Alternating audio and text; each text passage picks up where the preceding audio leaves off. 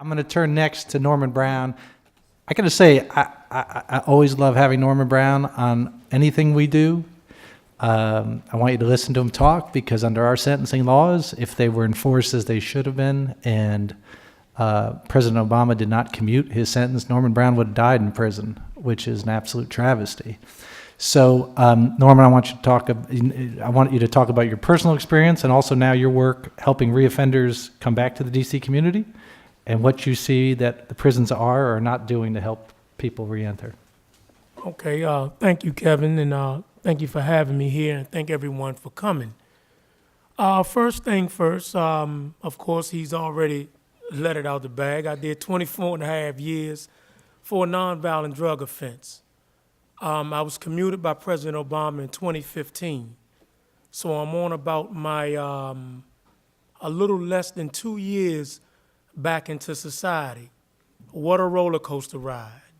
Everything has changed, and there are so many things that those of us who do the amount of time that I have done, there are things that are rooted in us from being in a society of incarceration where it is controlled and it's such an abnormal spot to live your life at, that there are going to be things coming up out of me as time goes on that I did not know that is there.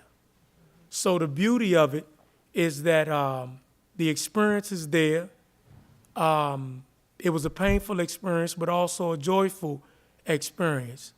Today, what I realized after being on this side of the wall is that the BOP is not preparing us to come home.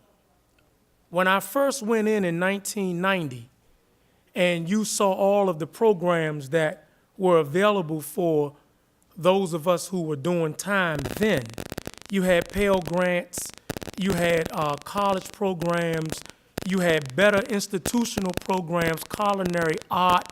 You had so many things going on that was to prepare us to come home and to fall back into society, that as time went on, you begin to see the effects of mandatory minimums.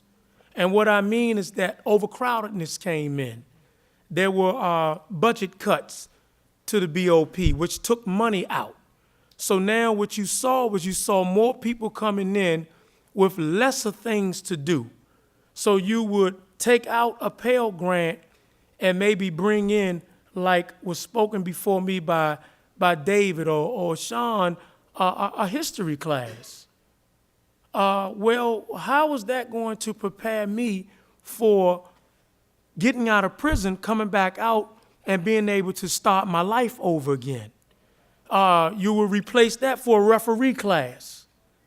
These things that are being taught by not to take away from those of us who are incarcerated, because people come in with a skill set of real estate, coming from teaching, different things, a dynamic amount of different skill sets are in prison.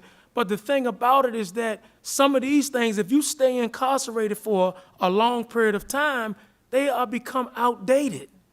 So now we are going in there trying to teach one another because other people don't want to come in. There's no money there for them to come in. So now we're going to do 15, 10, 20, 25, 30 years, and then you're going to let us back on the street. When you let us back into society, for number one, you hold us too long. And as I always give up in a scenario, Kevin, inside of anything, if you're dealing with a fruit or a vegetable, there's a stage when it's ripe, and right after the ripeness of the stage, the next stage is what? It's rotten. So now you sit us in prison for a long period of time. How many classes are we going to take? How much improvement are we going to make before we can begin to exercise what it is that we're learning? The new people that we've grown into, we have paid our debt to society. Now you're going to sit in there, you're going to rot, you're going to get angry, you're going to come out, you're going to have all types of obstacles in your way. People are going to frown on you, and then what are you going to resort to? So now what we're seeing in Project New Opportunity, where I am the deputy director under the director Malcolm Young, we're seeing that people are coming out with the very same things that are discussed today. They're underskilled. They're underskilled. They're coming out, nowhere to live, no skills. We don't have any access to any computers. The higher you're up in USPs, you don't have any computer outlets because of the fact that they are afraid of what's going to be done on the computers, as if we could not program to computers for a certain amount of access to do certain things. Yes, they have an email system called Core Links, but all you can send out is an email. You can't do anything else on them. So my thing is that what we have to do is that we have to add more programs that will basically suit us and put us into an industrialized society when we're coming out. If you don't, you're going to send us out. We're already are dealing with an employment problem in society as it is. We're coming out with felonies. When we come out with felonies and we don't have a skill set, what do you expect for us to do? So we have to improve what is using your time to reduce crime. First thing first, we have to make the programs in the BOP worth taking to whereas we'll be able to utilize them, Kevin, when we come home. If we can't utilize the programs, we're wasting taxpayers' money and we're setting us up for failure. All right, Nancy, top that. This is so unfair. First of all, I just want to thank you for the invitation to be on this panel. I'm really honored and frankly humbled. As a researcher, we typically pour through data. We look at the research evidence. That's a lot of what we did for the Colson Task Force that you referenced earlier. But we at the Urban Institute also acknowledge that the most credible experts of all are those who have the lived experience, those who have actually experienced incarceration in the federal system, as my fellow panelists have. What you have said today is, exactly what we read in the report, the survey that FAM conducted. It's all very consistent. And it's also consistent with what we learned on the Colson Task Force. The data analysis we did, the information and data we were able to obtain, I use those words very carefully, from the Bureau of Prisons. We weren't able to get all the information we wanted to about how many people had access to different types of programs and treatment based on their risk and needs levels, but we got what we could. And we also actually went to a federal facility. We went to the one in Atlanta that has both a medium security facility as well as a camp. And we conducted focus groups, and we heard an earful. And again, a lot of what we're hearing today. So all I'm going to really do is kind of repeat what you said in terms of what we heard and understood through our research. I can't cover it all, but I'm just going to hit on some high points. I do want to acknowledge what you said, Norm. You were incarcerated for so very long in BOP that you saw that probably when you entered, it was a very different system and facility. Back in the day, it was known to be kind of an example of what a correctional environment could be in terms of the rich offering of treatment and programming. But then, along came mandatory minimums, and the overcrowding just crowded out all other priorities other than housing people safely and securely, as they will say, at the expense of preparing people for successful release so that they don't engage in future crimes. And we saw that in countless ways. One way we saw it was just in the environment itself. And one of the recommendations of task force members is you need to establish an environment and a culture of rehabilitation. And you can't do that when people are housed, 3 to a cell. You can't do that when correctional officers aren't trained to interact with inmates in a respectful manner. You certainly can't do that when you're not offering anything by the way of self-betterment opportunities. So that's an often overlooked piece of the puzzle as our task force saw it. Certainly educational programming, drug treatment programming, a lot of problems there, just not enough programs to go around. We certainly heard and documented what my panelists have said about the dearth of offerings, about the very informal ways that people can become instructors, and y'all didn't mention it, but I'm sure you experienced it. You know, there were ways to barter a couple smokes for a certificate saying you participated in a course. So there's, you know, the quality of the delivery of programming is leaves much to be improved upon. You know, certainly issues of Pell Grants and other opportunities for self betterment. They need to be certainly expanded and improved upon. We also looked at issues around risk and needs assessment and how it's not enough just to have a lot of programs and treatments. They need to be evidence-based, and they need to be tailored to the individual needs and risks of each and every person. We know that programs and treatment will always be scarce resources, so they really need to be carefully allocated to those who can most benefit from them. And that gets to the subject of the residential drug abuse programs, RDAP, how there's an incentive to participate, but if you're convicted of a violent crime, you don't get to take part in that incentive program, regardless of whether you have a long history of substance addiction. It's so wrongheaded, it really makes no sense.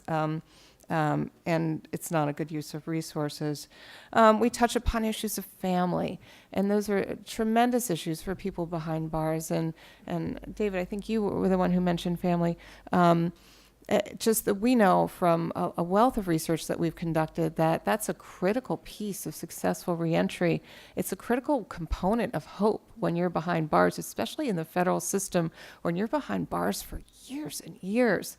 If you can't maintain those ties, you know, hopelessness sets in. And then how are you in any position to think about self-betterment, you know? I mean, it's just far too easy to just despair. And yet, you know, we found that half of folks housed in the federal prisons were housed over 250 miles from home.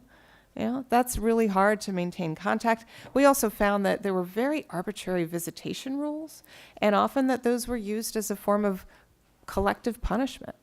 We learned that, you know, if there was an incident that was viewed as a security problem, they would just cut visitation in half. Okay, if your inmate number ends in an odd number, you can get visitation this weekend. If not, you know, even the other one. And how do families kind of navigate those arbitrary changes? Very, very difficult. I'm taking more time than I should. I have so much to say. But I'll just close by saying something that we haven't touched upon as much, although Norm, you reference it, is the issue of the challenge of reintegration. And we found that there was just a very, very poor handoff between prison and federal probation and transitioning into the community, and just a real missed opportunity to help equip people with the resources that they need to succeed on the outside. I will conclude there. All right. This panel could go hours, and there's a lot more that each of us wants to say, but I thought it'd be best if we did it in a way that's responsive to questions or thoughts that you all have. So I want to open it up now, and then if you don't have them, we'll keep going on some things that I want to raise, but otherwise, does anybody have any questions they want to ask? Yeah. In terms of individuals suffering from addiction, that could be a driving force for non-violent offenders or even for violent offenders suffering from drug offenses. Are there any resources that any of you guys have witnessed that may help with combating addiction and treating those individuals? Nancy, can you talk about the recidivism rate, the effectiveness of RDAP, the drug program? Yeah, I don't have the numbers in my head, but what we know is that there's a lot of programs that should work, very few that have been rigorously evaluated, but RDAP, the federal treatment program, is successful. It has been rigorously evaluated, and so all the more reason to offer that to as many people as possible and to incentivize participation. That's something that the federal Bureau of Prisons is not doing. Mr. Hopwood, you mentioned that the management class made more money in prison than the welding class. Could you explain, what's the connection there? I don't know what the connection was. It was just a poor decision made by an administrator. I don't know the specifics behind it. It just seemed wrong-headed to me, given the success of the welding program. And welding's a career path where people are much more willing to hire people with felony backgrounds as long as they can do the work. I wanted to touch real quick on the technology piece and why that's so important. I don't think people can understand how precarious the situation is when people get out of prison. A couple wrong steps and you can be right back in prison very quickly. When I got to the halfway house, they told me I could not go look for a job until I had a bank account. The problem was when I went to the bank account, they said that the credit agencies had me listed as deceased. And I had to actually argue with the bank manager about whether I was alive or not. And it took me weeks to get that problem fixed. I also had never been on the internet when I was released in 2008. I'd never seen an iPhone, an iPad, an iPod. The one big break I caught is when I got a job at Cockle Printing, and they had asked me to send a reference letter I had from a very prominent lawyer named Seth Waxman. The problem was they told me, Sean, please send us a PDF. I had no idea what a PDF was, and guess what? Nobody else in the halfway house did either. But all those little things that we kind of take for granted out here as common knowledge, those things can trip people up very easily, and that's why we have to start preparing people on the inside to handle all of these things. Technology, searching for jobs on the internet, all of those pieces are vitally important for people that get out and are in this situation where, I was away for 10 years. And I got out during the height of the recession when no one was finding work, let alone the guy that just did 10 years in federal prison. And one small hiccup, and I saw this with people in the halfway house, one small hiccup and they were back in prison because of parole violations or whatever. And so the BOP just does not prepare people to get out and do the simple things like get a bank account, let alone the more important things about successful strategies for applying for jobs, interviewing strategies, and the like that could be very successful in helping prisoners get jobs, which is a huge part of them not going back to prison. Kevin, can I just weigh in real quick? So, I want to key off two things. One is something that Sean said, and one something that Norm said, and that is, we need these certain tools in order to cut down on recidivism and help prepare these guys to get back.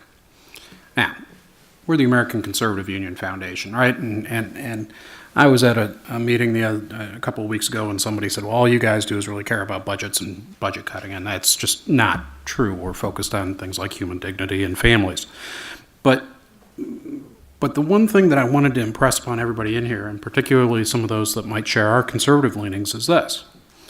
It's a hell of a lot cheaper to provide reentry programming than it is to lock somebody up for $29,000 a year in the federal system. And unfortunately, whether we like it or not, the current budget rules don't capture that. So it is really easy to slice the BOP budget and say, well, it's just a bunch of felons and they're sitting around and they're never do wells and who cares. But as that FAM report showed, 96% of those guys come out and they're our neighbors, right?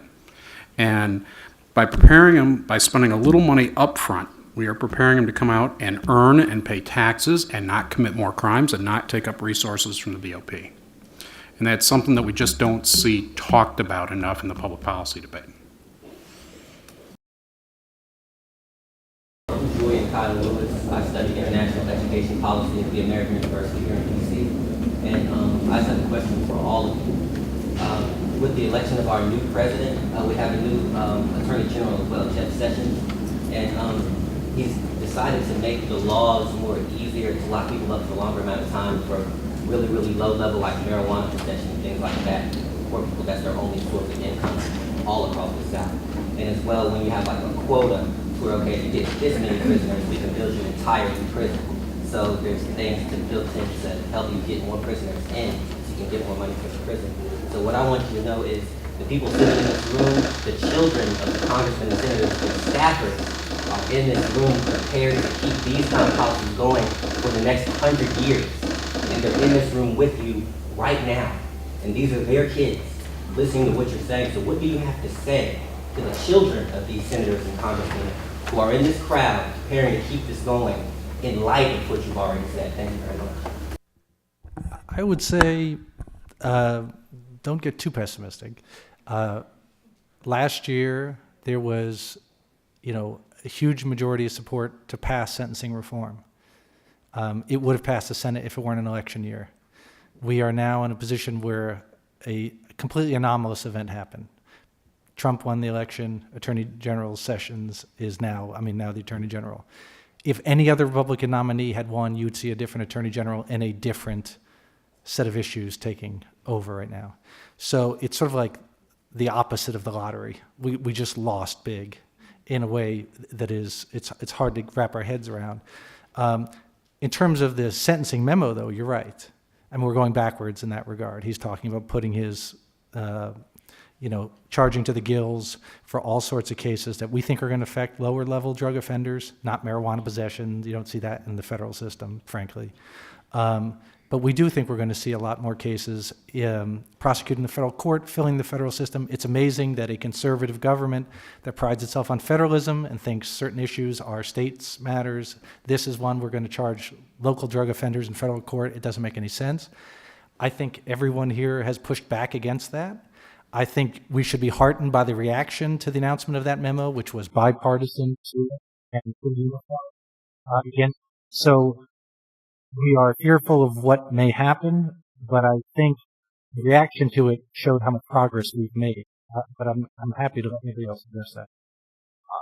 I'd say one quick thing, which is that Attorney General Jeff Sessions believes, because he said this on multiple occasions, he believes that long sentences deter people. And I'm sure everyone here can, I spent 10 years in federal prison. Not one person I ever met knew the amount of time they were facing. Most of the people that commit crimes are 18 to 25 young men who don't think a lot about the future. Even if they aren't young men, they have drug addiction, alcohol addiction, impulse control issues, mental health issues are all four. These are not the people that rationally weigh out the consequences of their actions. But let's just pretend that that's actually true, that someone would actually sit down and say, I'm going to look at the sentence I would receive if I commit a certain crime and weigh out the pros and cons. They would have to go to one of 5,000 federal criminal statutes, find the statutory minimum and maximum, and that wouldn't even do it. Then they'd have to go grab a 500-page sentencing guideline manual that judges and lawyers misapply every day in federal court. To think anyone actually does that and that long sentences actually deter people is preposterous. And it does not deter people from committing crimes, because the types of people that commit crimes don't sit and think about that before they do it. And so eventually we're going to have to come to this realization that long sentences just don't make us safer because they don't actually deter people. Kevin, can I put a little answer to the question out? You asked, how do you explain to people, their children, their families, what they're doing? I think what you've identified indirectly is a generational break, not a partisan break.